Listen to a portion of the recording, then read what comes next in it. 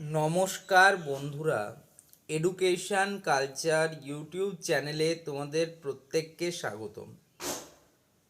আজ হচ্ছে মে মাসের 30 তারিখ এবং আজ হচ্ছে শনিবার। ঠিক আছে, তো তোমরা অনেকেই আমাকে একটা প্রশ্ন করছিলে যে দাদা, আমাদের ডাব্লিউবিএসসিটি ফার্স্ট সেমিস্টার রেজাল্ট কখন বেরোবে। তো দেখো, এটা এক কথায় স্পষ্ট যে এই যে মে মাস, এই মে মাসে কিন্তু কোনোভাবেই আর পাবলিশ হচ্ছে না তোমাদের ডাব্লিউবিএসসিটি ফার্স্ট সেমিস্টার রেজাল্ট। তার কারণ, যদিও মে মাসের 4 তারিখে অ্যাজ পার অফিসিয়াল ডেটা, যেটা West Bengal state council of technical and vocational education and skill ডেভেলপমেন্টের তরফ থেকে পাঠানো হয়েছিল, সেখানে লেখা ছিল যে মে মাসের 4 তারিখ সন্ধে বা রাত্রি 11টা 59 পর্যন্ত মার্কস সাবমিশন প্রক্রিয়া কিন্তু চলবে এবং তারপর ধারাবাহিকভাবে তোমাদের আরে রেজাল্ট, এই রিসেন্ট তোমাদের বেরোলো কিন্তু আরে রেজাল্ট।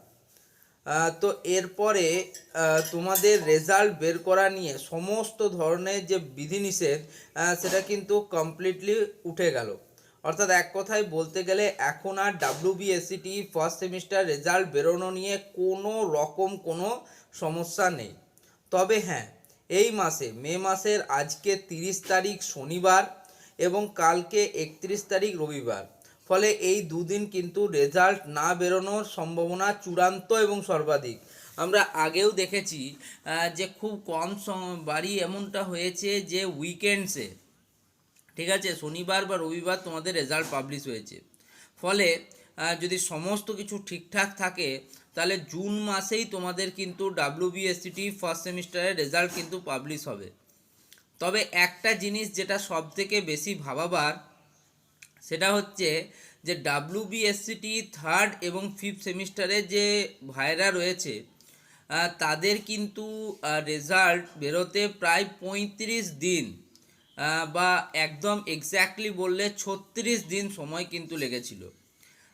তাদের মার্চ মাসের 16 তারিখ 16 মার্চ তাদের মার্কস আপলোডিং প্রক্রিয়া কমপ্লিট হয়েছিল এবং 21 তারিখ এপ্রিল মাসের 21 তারিখ তাদের কিন্তু রেজাল্ট আউট হয়েছিল।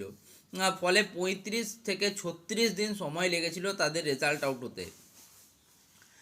যদি এবারেও ডাব্লিউবিএসসিটি ফার্স্ট সেমিস্টার রেজাল্ট বেরোনোর ক্ষেত্রেও তেমনটা হয়, সেক্ষেত্রে আমাদের কিন্তু ম্যাক্সিমাম জুন মাসের 10 তারিখ করে কিন্তু রেজাল্ট বেরোবে যদি সেটা হয়।